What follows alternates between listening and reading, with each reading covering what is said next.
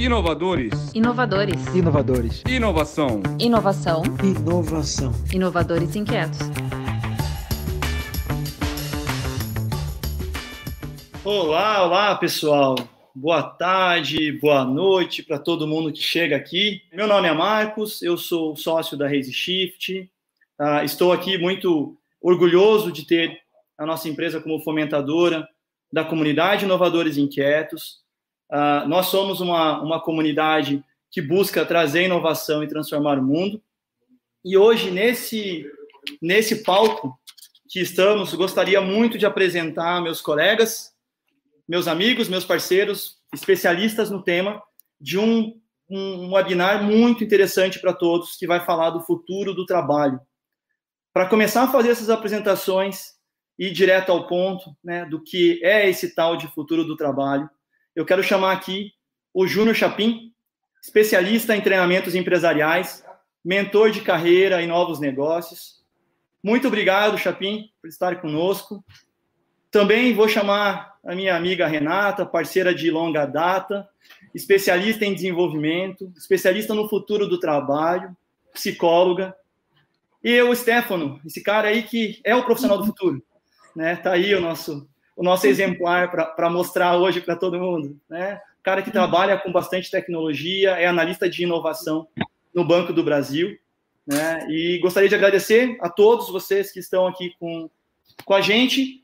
E sem dar mais delongas aí, vou chamar o Stefano, né, para falar um pouco o que é a comunidade dos Inovadores Inquietos, esse cara aí que foi super bacana ter conhecido o ano passado, e fazer a tua estreia aqui, Stefano. Chega mais e conta pra gente o que é a comunidade. Obrigado, Marcos. O que eu posso falar sobre essa comunidade que eu conheço há pouco tempo e já considero facas, né?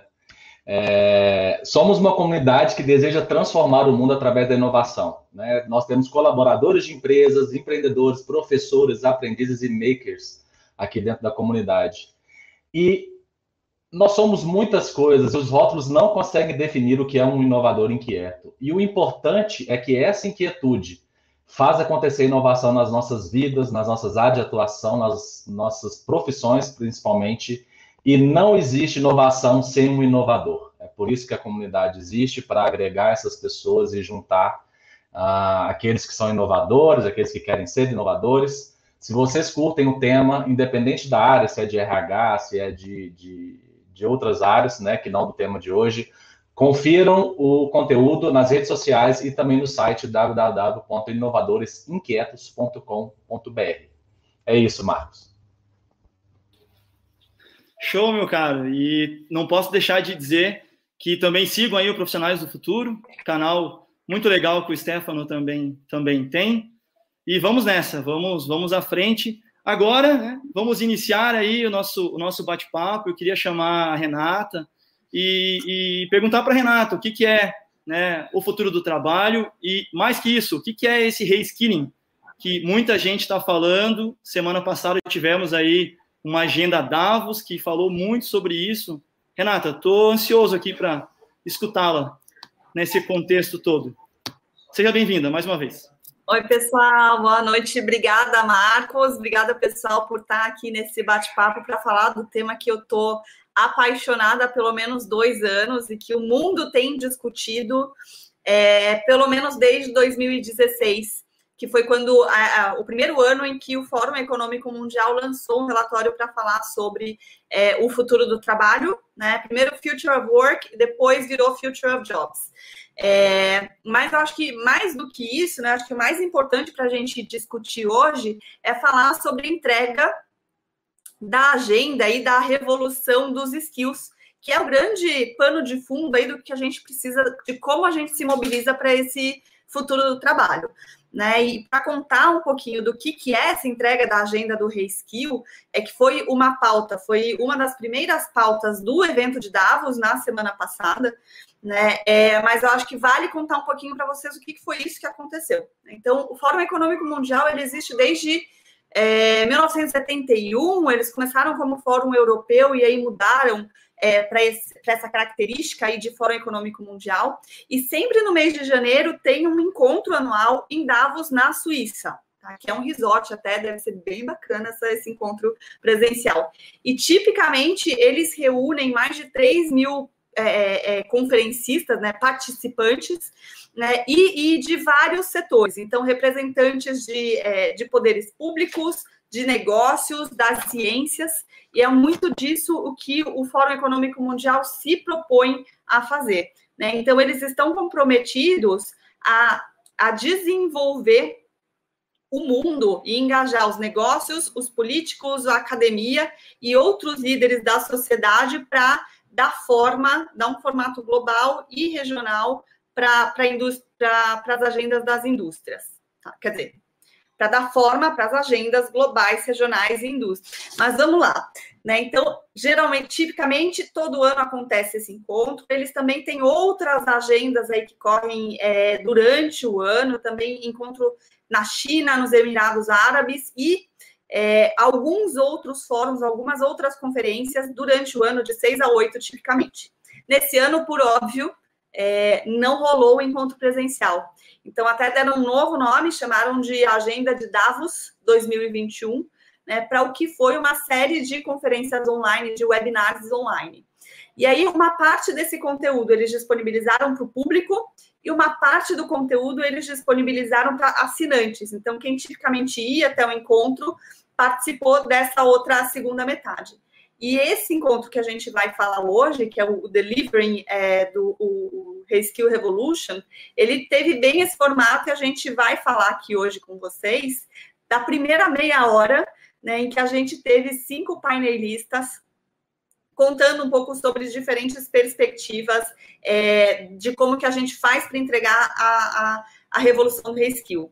Para lembrar, e aí quem ainda não ouviu falar dessa pauta, a gente já falou sobre o futuro do trabalho aqui nos Inovadores Inquietos, vale o convite. Aproveito e faço o jabá do colega Stefano, não sei onde se aparece na tela, se é do meu lado aqui, mas o Stefano e eu, a gente fez uma leitura do último relatório que o Fórum Econômico Mundial fez sobre o futuro do trabalho. A gente fez em outubro, final de outubro, começo de novembro, né, Stefano? Então, a gente também já dá um pouco desse pano de fundo. E no final do dia, a gente está falando da indústria 4.0, né, da revolução digital e de como isso, o que a gente faz para acompanhar esse ritmo, como que o mercado, como que os profissionais fazem para acompanhar esse ritmo, uma vez que o mundo digital já está aqui no meio de nós, né? Já está aqui convivendo com a gente. E aí tem a turma que sente o medo de perder emprego, mas a gente vê do outro lado uma série de novas oportunidades e como que a gente faz para dar atração e velocidade para isso. E é uma das soluções que o Fórum Econômico Mundial traz e discute essa entrega aqui nesse encontro. Tá?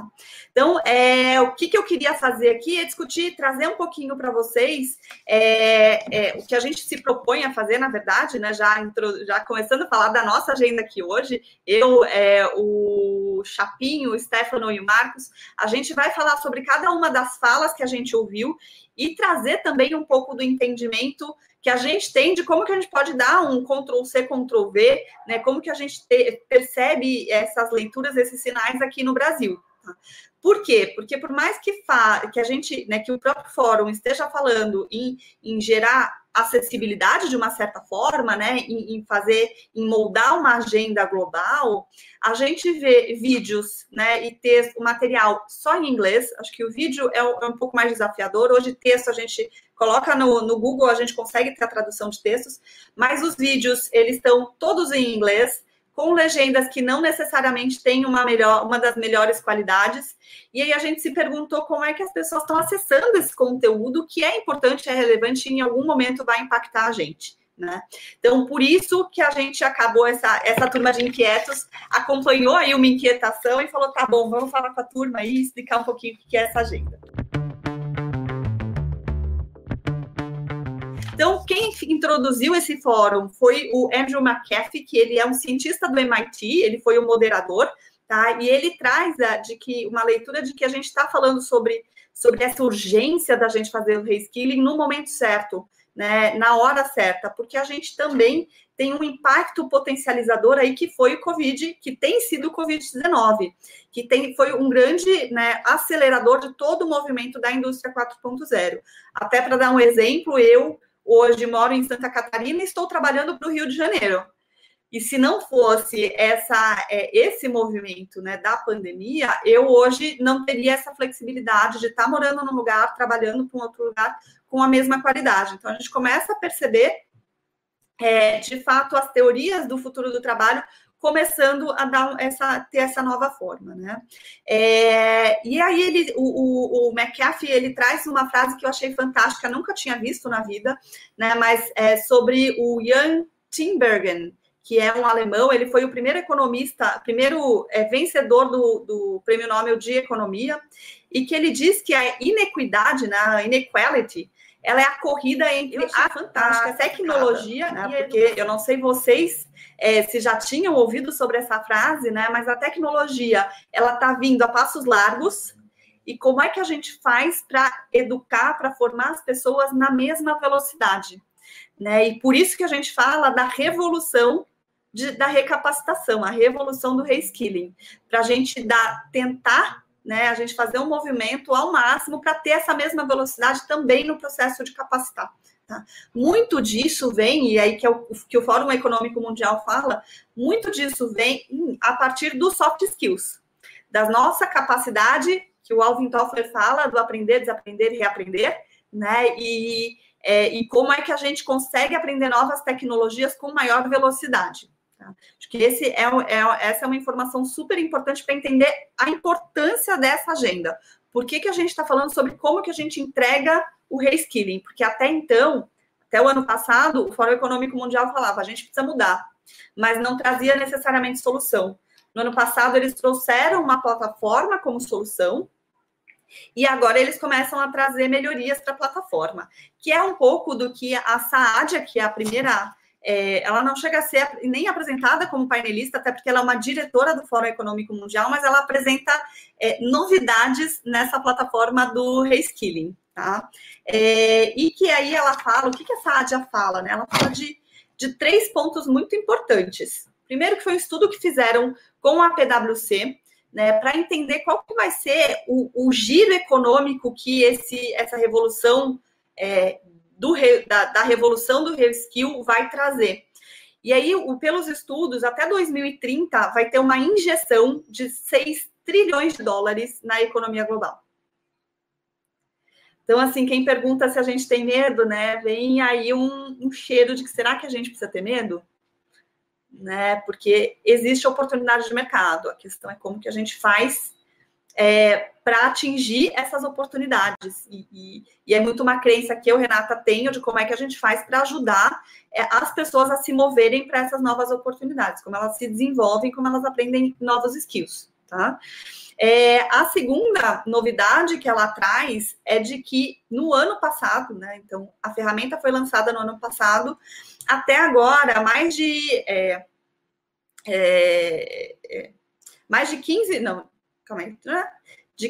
15 milhões de pessoas já tiveram algum contato com a ferramenta. Tá?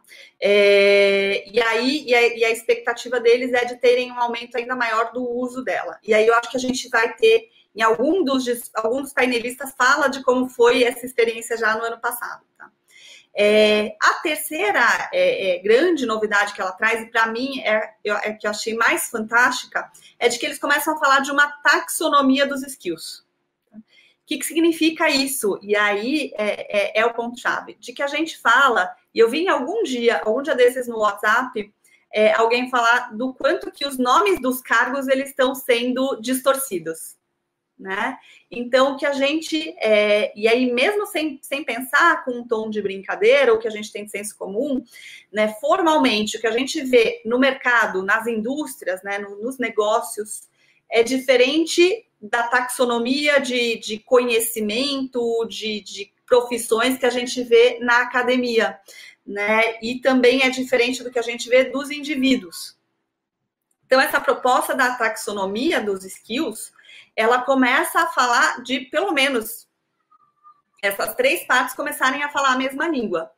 né? E olhando aqui para o Brasil, tem muita gente que não conhece. Até recentemente eu apoiei um cliente meu, porque existe uma coisa aqui no Brasil chamada CBO. Não sei se vocês já ouviram falar sobre o CBO, né? Que ele é uma padronização de cargos no Brasil.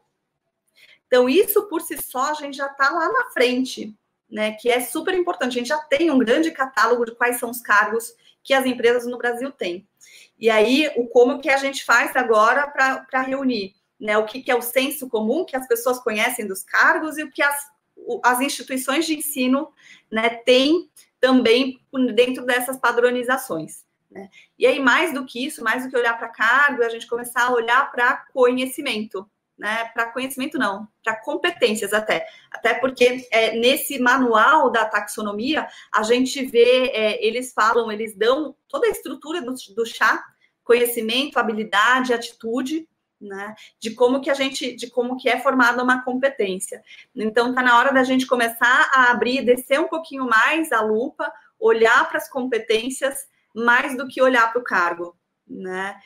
Eu participo do Rotary Club, por exemplo, e nessa semana a gente estava fazendo uma discussão sobre o futuro do trabalho, e quanto em uma instituição que tem uma cadeira na ONU, a gente fala sobre os papéis profissionais e a gente não está olhando para os novos papéis, né? Então, será que também, né, mesmo, né, nesse tipo de organização, né, como um Rotary, por exemplo, quanto que a gente pode fazer esses movimentos de olhar mais do que para o título, né, olhar para o conhecimento, que é o grande minério que a gente tem aqui dos seres humanos hoje em dia, né? Eu achei muito, muito interessante quando eu vi que eles estavam tentando, que eles vão fazer essa iniciativa, né, de gerar uma taxonomia comum. Isso é um problema muito grande. Eu conheço pessoas que não se enxergam ou não conseguem conversar, e nem só tem a ver com a questão hierárquica, né?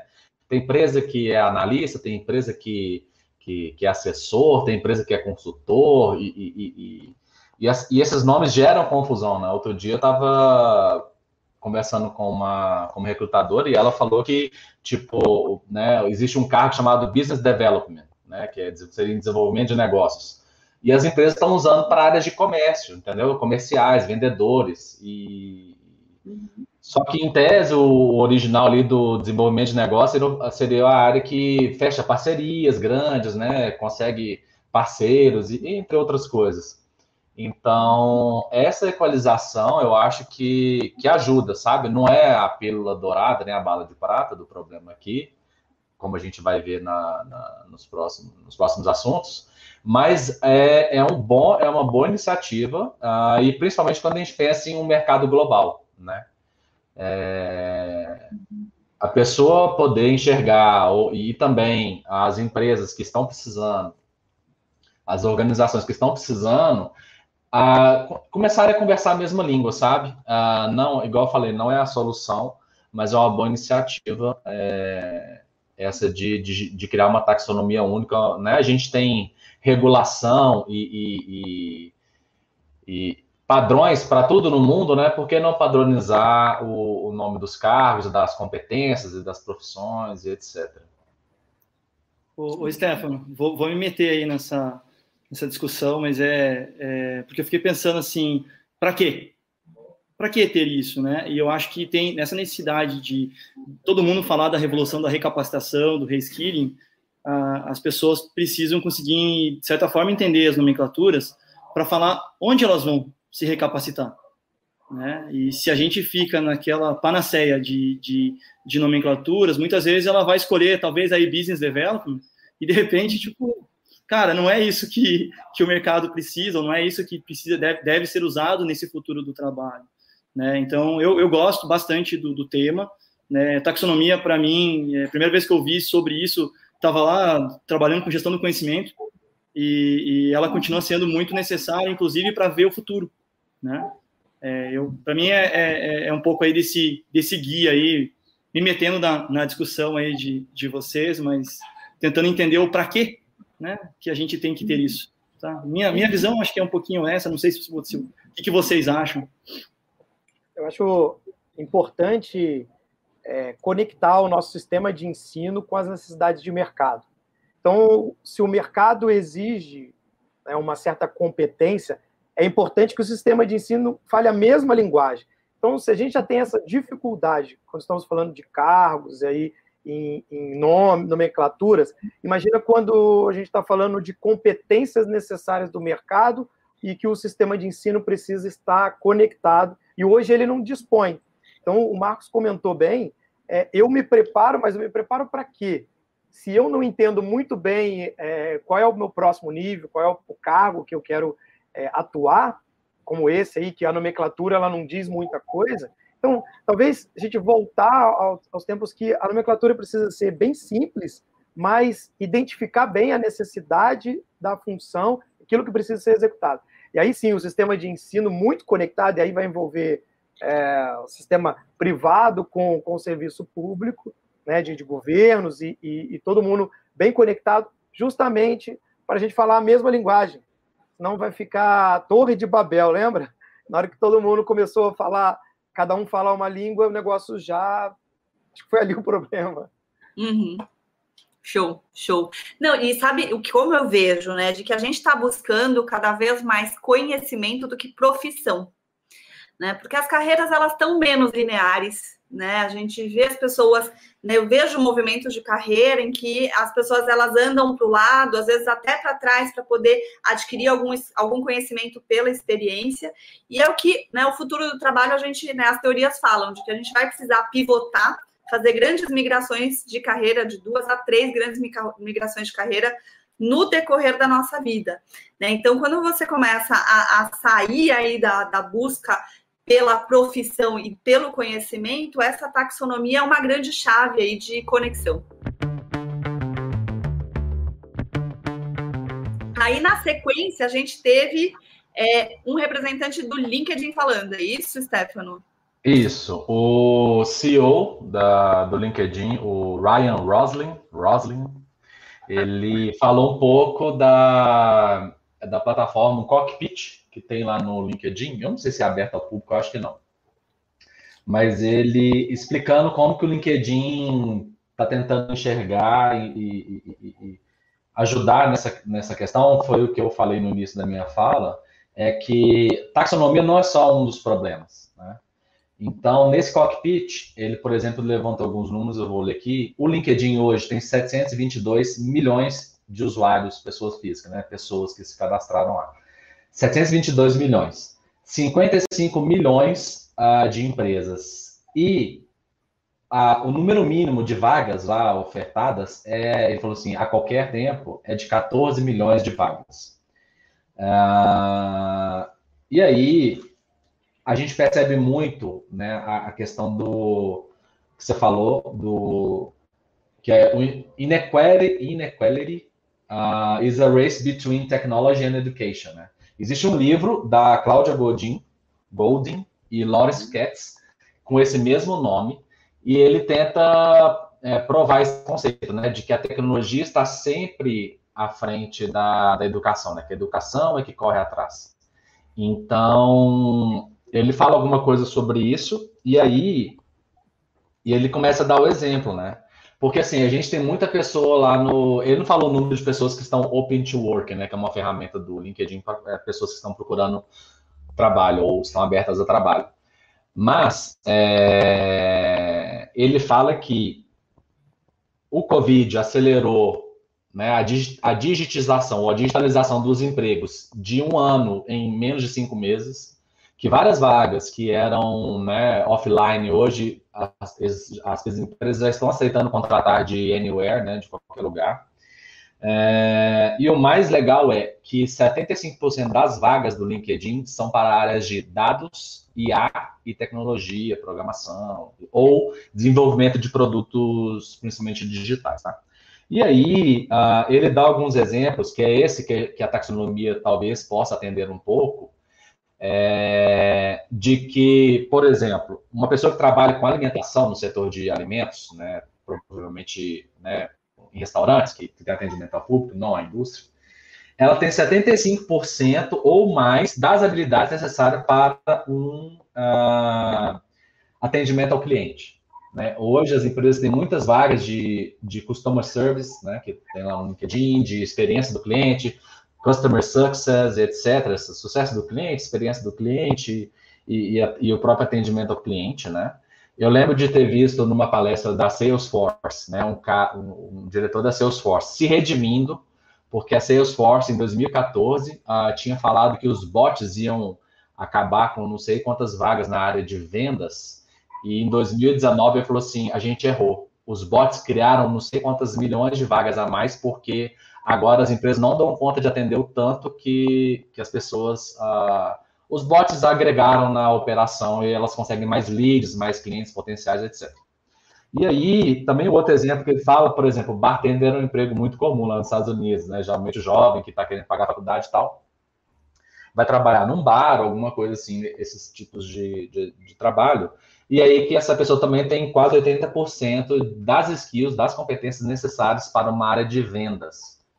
Né? Se você pensar ali, o bartender, de uma certa forma, ele está trabalhando ali com uma venda, né? Fazendo lá os malabarismos dele, se for o caso, né? O drink ali e tal. Então, que essas pessoas só precisam ser encaminhadas para a vaga certa, né?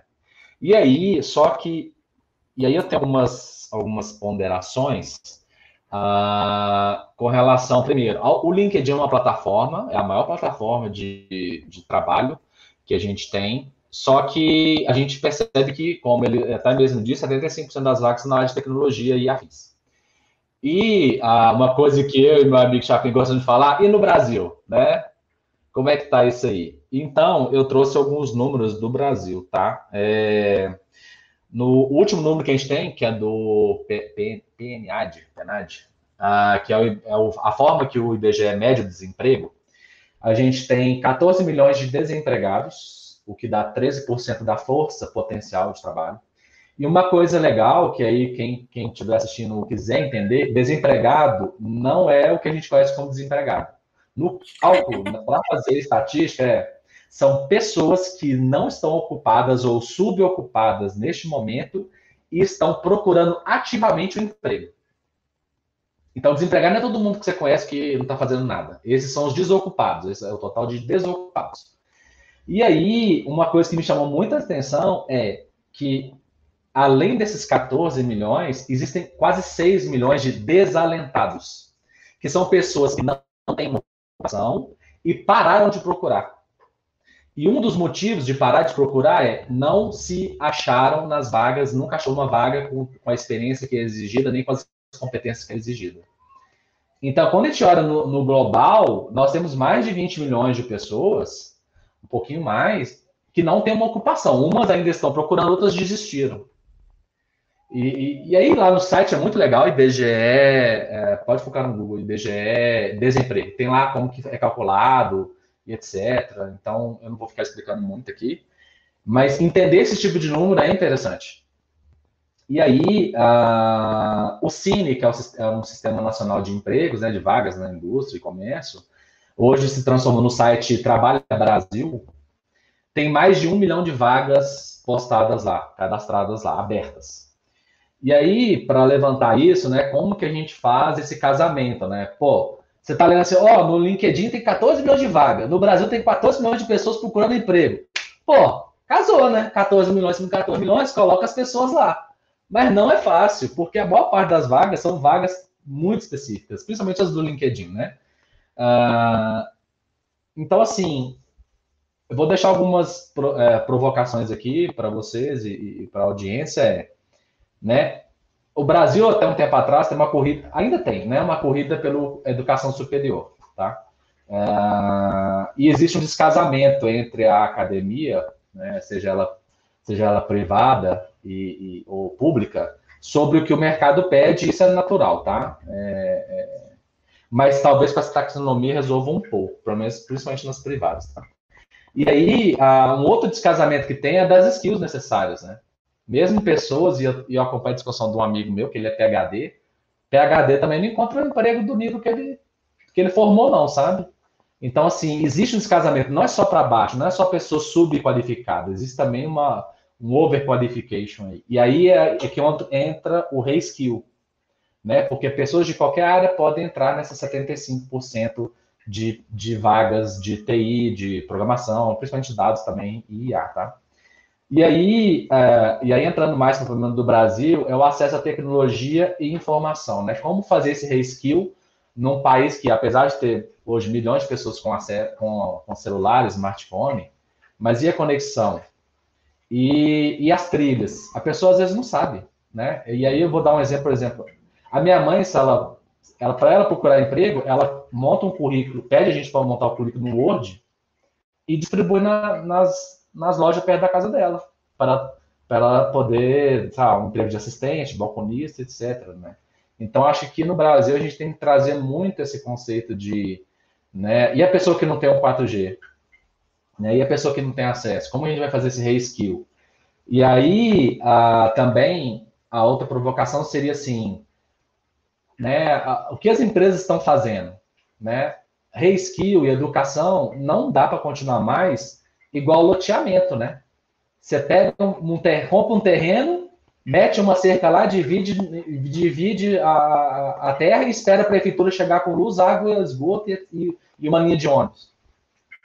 Se as empresas não começarem a fazer né, a gente vai falar sobre um modelo de negócio disso, mas se as empresas não começarem a investir nisso, elas também vão ficar sem mão de obra. E aí, eu queria saber o que vocês acham sobre isso, né? Se a gente vai sempre deixar para iniciativa pública, como vocês veem isso, para a gente poder diminuir essa desigualdade, né? Porque a gente precisa de pessoas que saibam isso, e a maioria das pessoas, né, não estão no nível desejado das vagas que estão sendo exigidas. Ô, Stefano, você me deixou inquieto aqui, cara. Já invadi aí na frente de todo mundo de novo. Cara, assim, tô batendo o pé aqui. Você me conhece que eu batendo o pé no chão. Olha só, quem que vai contar para essas pessoas, Stefano, se a gente tem um racional de que as pessoas que atendem no varejo ou que fazem, ocupam a profissão de bartender, como você explicou, que é mais comum nos Estados Unidos, mas que eles têm skills para entrar, por exemplo, numa vaga de CS, numa vaga de CX, numa vaga de experiência do cliente, e por aí vai. Porque o que me parece, e aí eu pedi ajuda da Renata do Chapinha aí para complementar, é que, peraí, se as pessoas já têm 70%, 80%, 60% das habilidades necessárias para fazer essa transição, o que falta para fazer a transição? Uhum. Sim. Sim. Não, e sabe que eu vou te falar uma coisa, tem um estudo de um banco canadense chamado RBC, que o nome, se quem colocar no Google, procurar por futuro do trabalho RBC ou Human Wanted, eu acho que esse é o nome do estudo, que eles fizeram clusterização das profissões e eles colocam qual que é a chance de ter disrupção nesses clusters e qual que é a facilidade que um cluster tem de pular para o outro. Né? Qual que é o tamanho dessa diferença de skill que precisa ser desenvolvido para uma pessoa se capacitar de uma profissão para outra. Tipo, é fantástico. Só comecei a pensar aí. Ainda não respondi a tua pergunta, Marcos, porque eu realmente tem um... Você vê o poder da poder, assim, é legal, acho que tem que ser mais divulgado, mas o poder da comunicação também, né, gente, nesse processo. Porque, assim, não vou fazer, vou fazer, né? Piadas à parte, dá vontade de pegar alto-falante e sair na rua aí, cara.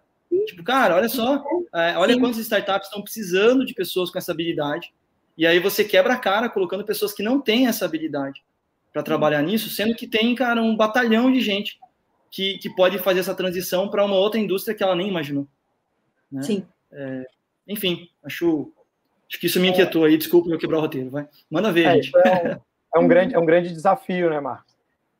Se até hoje a gente não conseguiu solucionar, porque realmente precisa envolver não só grupos individuais, startups que já estão trabalhando sobre isso, e fóruns de discussão como o nosso.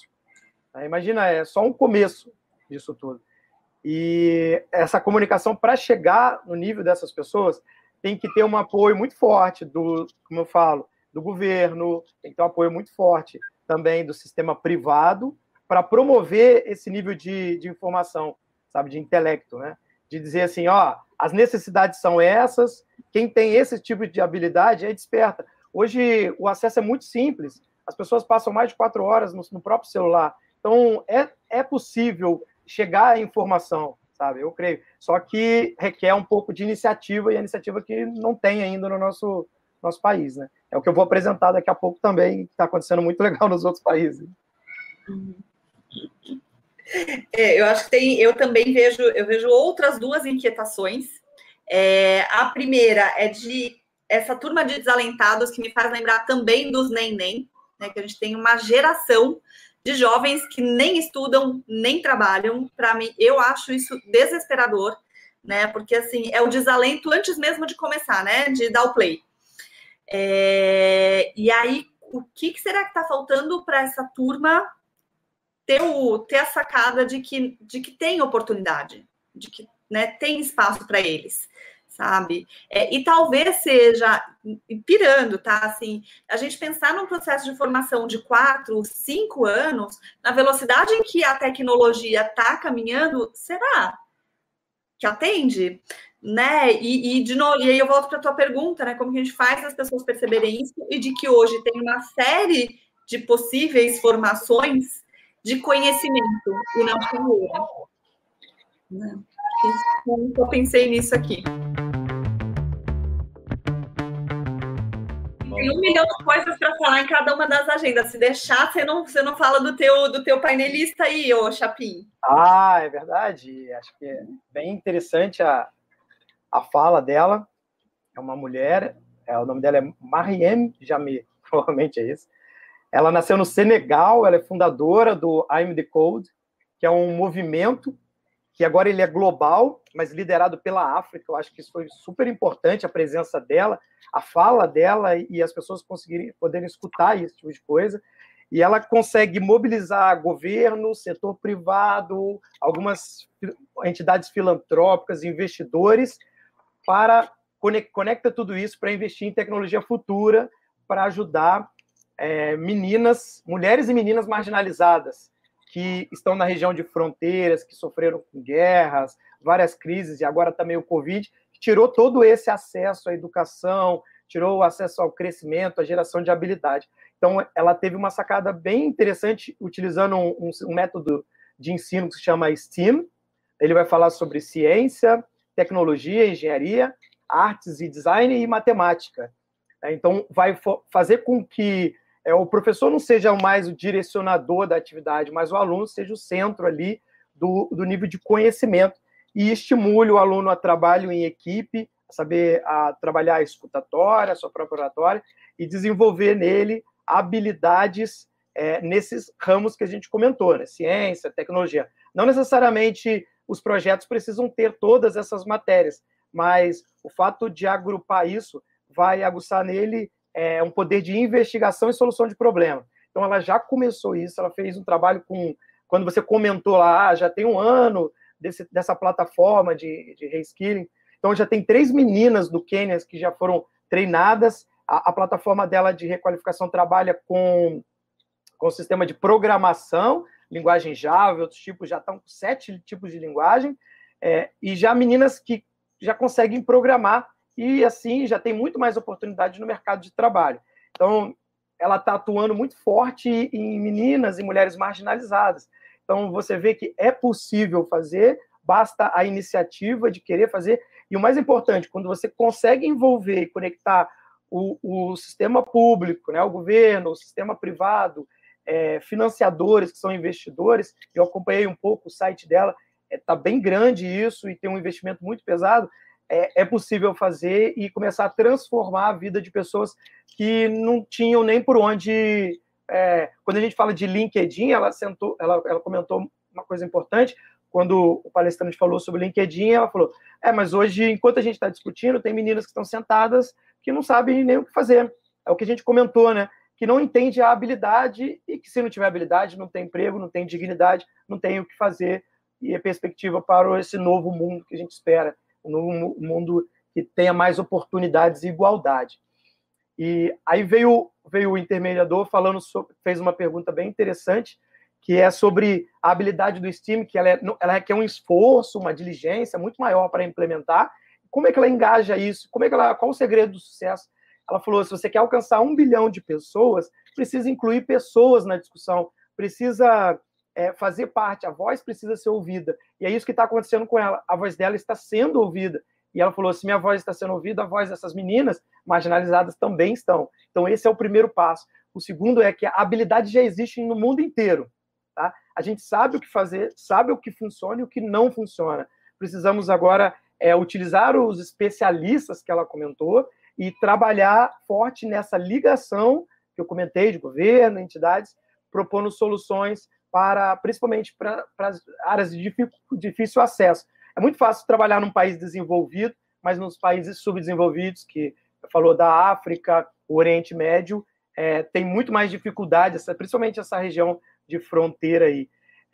Ela conseguiu demonstrar que em 1 ano ela fez um trabalho aí de ensinar meninas de Uganda, Afeganistão, de uma forma muito simples, utilizando a metodologia STEAM. Né? E ela bateu muito forte, né? 2030, hoje eu tenho crianças com 11 anos, elas vão ter 21. Será que elas vão ter a habilidade necessária para entrar num LinkedIn e procurar um emprego? São investimentos que precisam ser feitos agora nos jovens para que isso dê certo. Se não acontecer, a chance de falhar é muito grande. E todo esse interesse que existe, ele se perde. E a parte mais importante foi quando a pergunta: qual é a tecnologia mínima esperada para que isso atinja o seu alvo, né, a sua população? Quais são essas tecnologias? Smartphone, uma conectividade com a internet e tal? E ela falou: alfabetização e capacidade de trabalhar com números. A partir daí, uma pessoa que sabe ler e escrever, eu consigo ensinar uma linguagem de programação para ela. Eu mesmo, ela fala, fui alfabetizado com 16 anos. Aos 20 anos, já estava aprendendo uma linguagem de codificação, de programação, e hoje ela já sabe 7 modalidades diferentes. E também o fato de ensinar isso para as meninas vai dar um pouco mais de segurança cibernética para se proteger também contra abusos online, e ela tem uma pegada muito forte quanto a isso. E aí isso fechou muito. Ela falou, a habilidade hoje é o novo petróleo, é o novo ouro, é aquilo que se espera para o mundo de amanhã. Então, eu estudei um pouco a questão do STEAM também, da aplicação no Brasil. Ela é bem pequena, existem algumas escolas no Brasil, principalmente em São Paulo, a Escola Bandeirantes, Colégio Albert Einstein, algumas escolas do Espírito Santo aplicando essa metodologia, e também o próprio Senai de Santa Catarina lançou isso para 2020, eu não sei em que pé que está, em virtude do Covid, mas lançou isso para o ensino médio, os alunos terem essa oportunidade de escolher o técnico e o tecnológico, onde a abordagem STEAM vai também integrar a fase Maker, né, a metodologia Maker, vai impulsionar e promover o maior entendimento. E a partir do momento que você entende, você está mais disponível, conhece mais habilidades, as habilidades estão aguçadas e você consegue pensar fora da caixa. Então, foi um pouco da fala dela. Gostaria de abrir até para vocês aí um pouco dessa sinergia que ela teve, eu acho que isso é importante, e como a gente consegue conectar isso no Brasil, né? O STEAM é bem interessante, a metodologia, ela é toda embasada com etapas, como a gente consegue abordar isso de uma maneira mais forte, mais consolidada no nosso país. Show. Fui mais rápida para tirar o mudo agora, Marcos, e vou realmente ser bastante pontual aqui, né, de que segue a implementação do STEAM no sistema, né, pelo Senai, bem especificamente o Senai Brusque, para quem tiver curiosidade, e muito curiosamente e orgulhosamente eu estou acompanhando de perto esse programa desde o final do ano passado, né, então, que é uma forma diferente da gente pensar em formação de jovens, em que a gente começa a pensar em formar as pessoas de forma diferente, muito no sentido de que a gente sai da escola, né? Até hoje, os jovens estão saindo da escola pensando só nas alternativas tradicionais de carreira, né? Você não ouve um professor falando sobre o UX, né? Não é uma carreira. Que formação que você faz para ser o UX, né? Então, quando você começa a ampliar essas possibilidades, cara, Não tem volta. Pronto. O que eu acho interessante, assim, que eu sempre escutei lá no podcast Profissões do Futuro, sempre bate muito nessa tecla de que qualquer um pode aprender, né? E várias pessoas me procuraram, como que eu aprendo? Eu sempre faço. Mas o principal, e aí juntando com a fala da panelista lá, da palestrante, que ela falou assim, para poder aprender a programar, a gente fala na programação, para codar, se você sabe ler e escrever, já pode começar, né? E a gente acha que tem que ter mala de pré-cálculo e aprender, assim, claro, um raciocínio lógico faria muita diferença, aprender, né, a lógica de programação e tal, mas é possível, né? E aí, lendo aqui os comentários do pessoal, a Juliana Sarilho, um beijo, disse que ainda existem muitas meninas que ao longo dos estudos deixam de gostar de matemática para não ser para ela, né? E eu vi demais isso na minha vida. Inclusive, eu iniciei uma faculdade de matemática e realmente o número de meninas lá era, principalmente no bacharelado, né, que não é licenciatura para dar aula, tinha muito menos. Então, assim, hoje existem diversos programas, né? Tem um que chama PyLadies, que é para ensinar mulheres a programar em Python, e tem várias outras comunidades que ensinam, principalmente a mulheres e outras classes e outros segmentos assim, né, para poder aumentar aí a chance, né, da pessoa se reinserir no mercado e etc. Então, eu acho que é possível sim, eu acho que a gente precisa despertar esse interesse também, principalmente em mulheres, né? Uma coisa que eu não falei na hora que eu falei na minha fala é que desses desalentados, uma parte é mulheres que são donas de casa, se não me engano, estão nesses desalentados. Então, assim, é possível aprender programação mesmo depois de velho, tá, gente? Não precisa ser novo, não, tá? É isso que eu queria falar. Eu lembro que o que me chamou bastante atenção aí foi a bandeirinha do Brasil, né? Que ela estava comentando, e a partir dali a gente começou a falar um pouco do papel do jovem, e aí entrando, né, nesse reskilling que o meu colega aí, né, que nos inspirou aqui esse papo, falou, né? O Ashish Advani, que é CEO global da Junior Achievement, ele foi chamado nessa hora do papo da reunião da Agenda Davos, exatamente para falar, né, de como que é a necessidade do reskilling no jovem.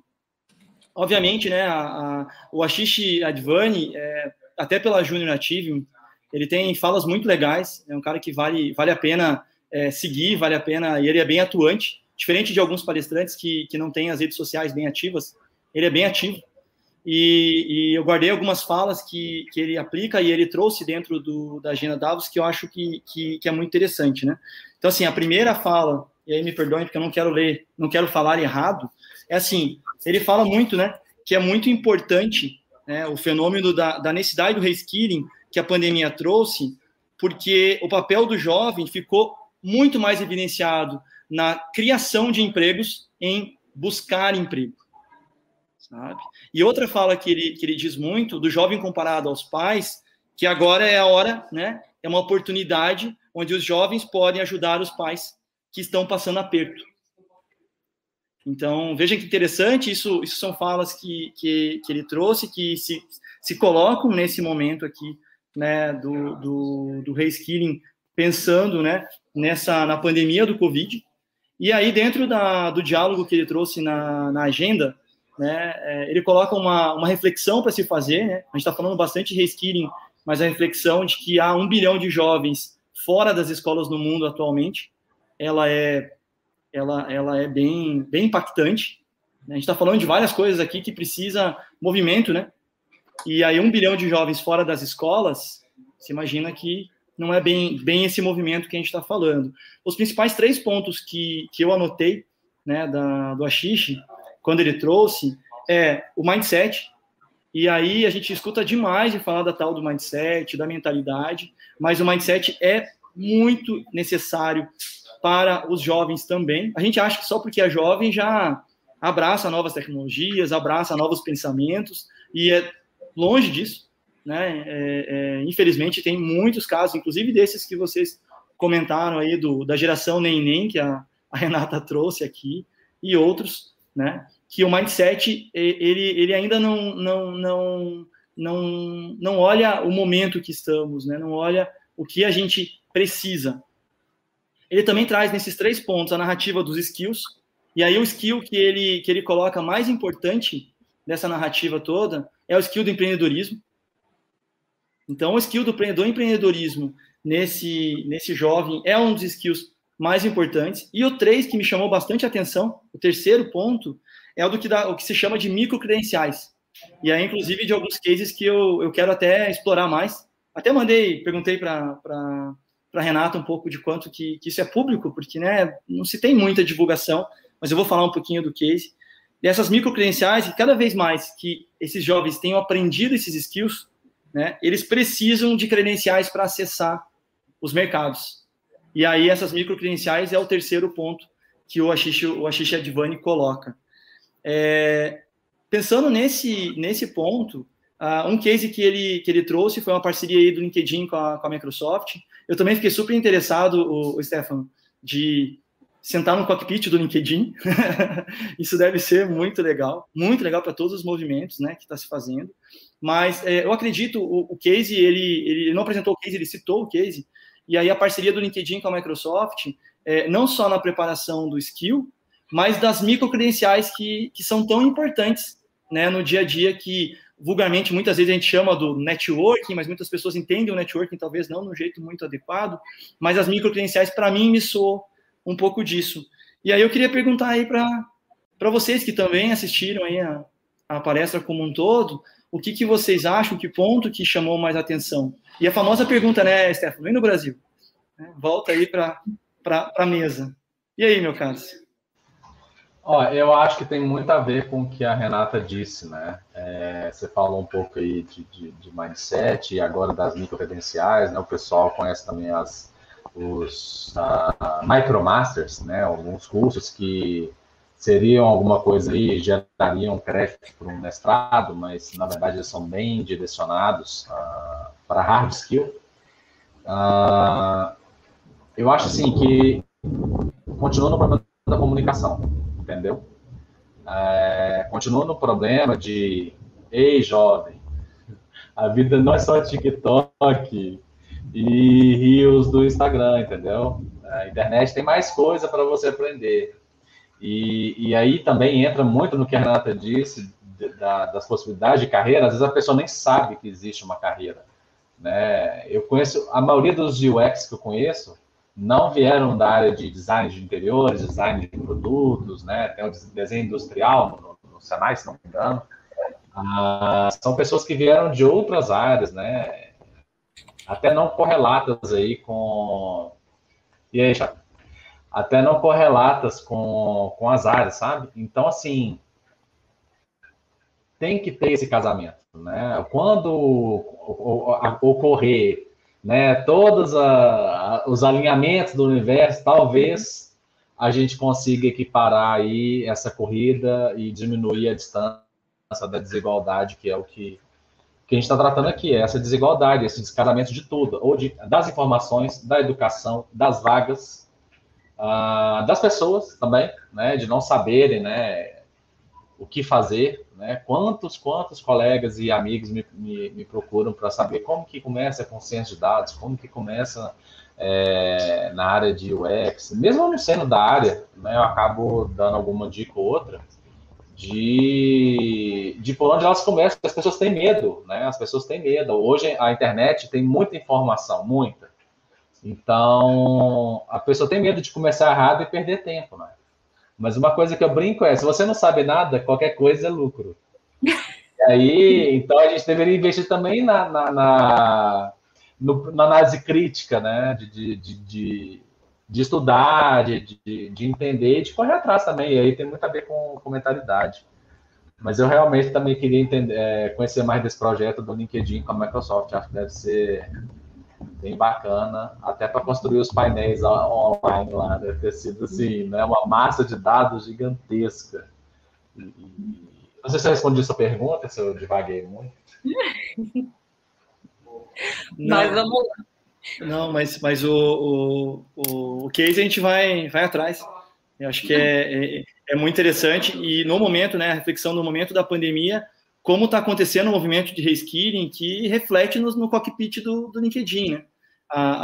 O único ponto aí é que, embora esteja acontecendo esse movimento vigoroso, né, o ponto de 1 bilhão de jovens estarem fora da escola é um ponto extremamente impactante, sabe? E isso vai trazer um preço, né?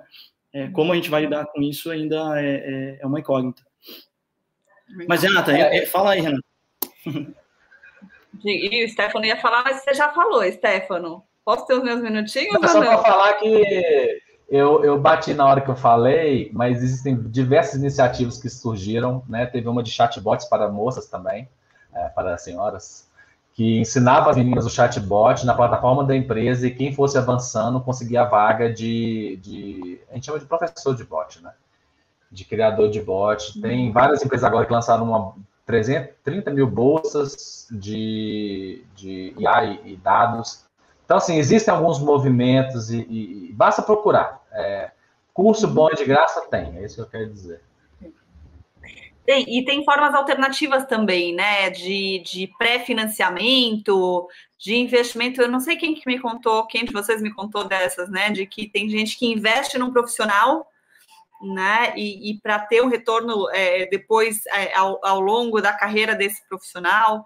Então, quando são formas disruptivas aí também de ajudar as pessoas a se formarem. Isso é bastante interessante. Não acho que tem esse ponto e tem só uma outra questãozinha sobre o teu discurso, não necessariamente sobre o vídeo lá, Marcos, quando você fala de networking, né, só me faz lembrar porque, né, um dos meus temas de estudo dentro do que é o futuro do trabalho é carreira, né, e quando a gente fala da carreira, eu acho fantástico olhar para a carreira como um capital, né, e como que a gente investe nesse capital. A gente pode investir em 3 pilares, é o know-how, né, o saber como, é o know-why, é o saber o porquê, e o know-whom, saber quem. E quando você investe nesses 3 pilares, você acaba também tendo indícios para investir, né? Você investe em um, você tem indícios para investir nos outros 2, né? Então, é uma roda que acaba girando de forma sustentável, aí bem interessante. Só para...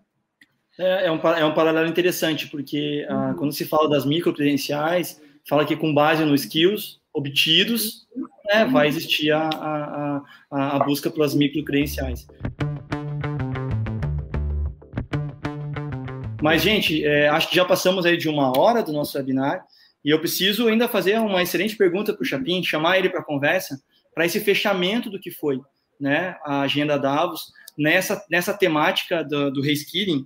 E Chapin, como que é na perspectiva do grande empregador? Eu acabei de falar do jovem, fala um pouco da perspectiva do grande empregador. Bom, para tudo existe uma solução, né? Então, por isso que servem as habilidades. A gente tem que utilizar a nossa caixinha de ferramentas de habilidades sempre quando precisa. Então, o Majid Jafar, ele é um CEO de uma indústria muito grande de petróleo, que atua no Oriente Médio e no Norte da África, e ele foi questionado, assim, uma pergunta bem interessante, se ele está encontrando ou não as habilidades de que ele precisa no mercado, no negócio que ele atua. Então, não só na discussão que nós estamos tendo aqui no nível Brasil, mas uma carreira da área de petróleo, que exige um nível de conhecimento até de hard skill, né, bem elevado, mas também de people skill aí, porque você tem diferentes nacionalidades trabalhando junto, e às vezes coisas básicas não são absorvidas, não são entendidas, né? Então, aí ele comentou que o desafio do desemprego naquela região, o desemprego juvenil, é o dobro da média global. Tem noção que 30% da área juvenil, dos jovens, estão desempregados. Então, ali o desafio é muito maior. Então, as pessoas precisam olhar com um pouco mais de cuidado também para a região do Oriente Médio, do Norte da África. Ali aconteceram muitas guerras, revoluções, refugiados, tem campos de refugiados, e não tem nenhum tipo de apoio, né? Então, o governo não apoia nenhum tipo de educação, de desenvolvimento. O sistema de educação é tão precário que ele não prepara os jovens para o mundo de trabalho, para o negócio que ele apoia lá, que ele é o grande responsável. Só que tem um dado muito interessante, é que quanto mais qualificado uma pessoa é, quanto mais escolaridade ela tem, maior a probabilidade dela ficar desempregada. Então, para você entender, pô, mas por que isso acontece? Por quê? Porque o sistema de educação está totalmente desconectado do mercado de trabalho. Você imagina que é um sistema de educação precário, que ele foi, o molde dele, né, a construção dele, foi de desenvolver pessoas para o serviço público, totalmente para o serviço público. E hoje a demanda de serviço público está escassa, né? Muitos trabalhos foram extintos e esses jovens estão sendo preparados para o nada. Então, essa foi uma preocupação dele, e usando bastante a plataforma de requalificação, ele fez duas coisas muito importantes que eu acho interessante que dá para aproveitar isso e ver de que forma a gente pode fazer também, né, no nosso país. Uma coisa, ele fez uma sinergia com uma plataforma de curso aberto, online, tá? A intenção é elevar o nível de habilidade para 500 mil de pessoas em todo o Oriente Médio e o Norte da África. Imagina um nível, né, uma plataforma aberta, e ele só quer 3 cursos básicos disso. O primeiro curso é um curso de inglês, básico de inglês, para habilidades básicas de inglês, que é a língua universal. O segundo, habilidades básicas de TI, o que a gente está discutindo a todo momento aí, durante o nosso webinar. E o terceiro são habilidades básicas do trabalho, no local de trabalho, que são as basic skills. Então, ele vai falar sobre liderança, empatia, resolução de problemas complexos, coisas que o sistema de ensino hoje é precário, não apoia. E uma atividade muito importante, que aí requer um investimento, ele se associou a uma empresa do Vale do Silício e está liderando aí um aprimoramento de habilidades, justamente para desenvolver um protocolo de geração de habilidades na região, utilizando inteligência artificial. E olha que interessante. Aí sim ele está conseguindo mobilizar o Ministério de TI, que eles têm lá, para atuar. Então, é a ação do serviço público com o serviço privado em prol de geração de habilidades e auxiliar, quer dizer, quando você faz uma ajuda, na verdade, você está se ajudando também, porque ele precisa de mão de obra qualificada para isso. E a última pergunta que foi feita o que faz essa parceria ela dar certo, que funcione melhor? E aí ele falou, a reforma tem que se entender que precisa de uma reforma educacional, e que eu acredito que no nosso país também, tá? Justamente a gente falou desde o primeiro aí, a conexão de cargos, a conexão de comportamentos, habilidades que são necessárias, e falou que o entendimento do governo, junto com o serviço de empresas da região, é o que eleva o nível de habilidade e pode causar um impacto real dentro do trabalho e, assim, contribuir para esse projeto tão grande de 1 bilhão de pessoas até 2030. Então, ele fechou uma fala e foi bem interessante, partindo de um empregador, o que eu posso fazer para apoiar essa causa e não depender de todo mundo, né? Foi bem interessante. Passo aí a palavra para vocês. Cara, eu acho que assim, quando a gente começa a pensar nas empresas privadas fazendo parte desse movimento e puxando essa agenda, eu vejo que é o caminho, sabe? Porque existe uma estrutura, né, muito arraigada e que eu não consigo ver movimentos, né? A gente, por exemplo, só conseguiu achar o Senai, né, Chapim, de alguém que esteja trazendo o STEAM. Mas eu vejo muito o nosso formato de educação atual sem saber muito como se mexer para ajudar a fazer esse movimento. E aí o poder privado, né, puxando essa agenda, eu acho que de fato é o caminho que a gente vai ter. Eu vou fazer só uma pequena contribuição, Marcos, rapidinho. O que eu vejo muito nisso, né, é que pessoas não empregadas, desocupadas, elas não consomem, né? A pessoa, quando ela não tem uma renda, ou ela depende de alguém, e mesmo quando, né, ela vai consumir o básico do básico. Então, assim, enquanto agora a gente está chegando nesse movimento de ESG, ASG, né, empresas socialmente responsáveis, que a gente está começando a entender que até um tempo atrás a gente falava muito sobre lucro, né, negócios sustentáveis. Mas o que a gente precisa entender não é sustentabilidade do negócio, é negócios através da sustentabilidade. Então é isso. Então, assim, quando as pessoas, as empresas não entenderem que não é só ser sustentável, é gerar negócio através da sustentabilidade, né? Igual essas empresas que estão criando cursos para os futuros colaboradores delas, né? A gente falou aqui um pouquinho, né? Foi o Marcos que falou desse modelo de negócio, que é o ISA, que é o Income Share Agreement. Parece até meio Black Mirror, né? Existe até blockchain disso, com moedas, com tokens, né? O Chapinho, menino, acabou de sair da escola do ensino médio, vai fazer o curso lá de IA de Harvard, mas ele não tem dinheiro, porque Harvard é caro. Aí eu, Renato e Marcos, vamos investir no Chapinho, porque o cara vai dar bom, vai dar bom. E aí a gente financia essa educação dele, e depois, quando ele tiver empregado, ele vai pagar de volta o empréstimo, etc. E já existem algumas empresas assim no Brasil, nesse formato. É claro que nem tudo é flores, né? Mas é também uma solução viável. Então é isso, eu acho que as empresas têm que entender que existem negócios no mundo sustentável e que a gente consegue sustentar os lucros, né, que é o fim da empresa privada, através da sustentabilidade também, né? Não só aquele capitalismo selvagem, winner takes all, né? O vencedor leva tudo. Show de bola, o Stefano. Agora a gente abriu, a gente vai dando aí os nossos tons de encerramento desse webinar, mas a gente abriu a pauta aí de sustentabilidade, que eu acho que o Inovadores Inquietos pode vir aqui falar por bastante tempo, e não só falar, fazer, né?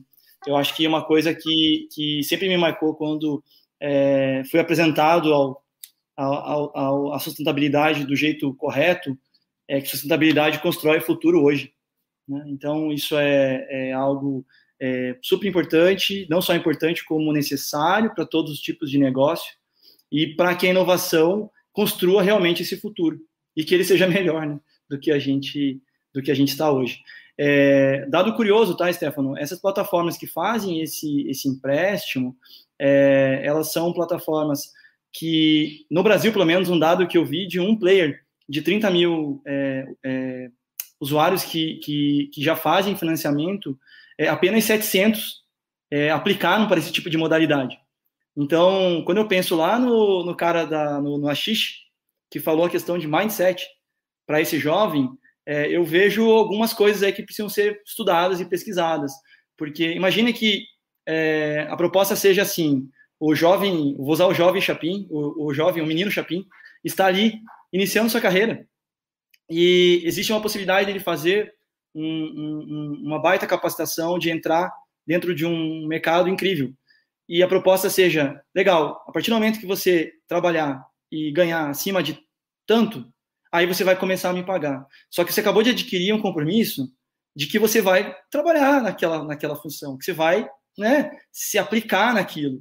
E eu acho que esse modelo ainda precisa ser muito difundido no trabalho, e também precisa ser entendido. Por que tem 30 mil usuários e somente 700 aplicam para esse modelo, sabe?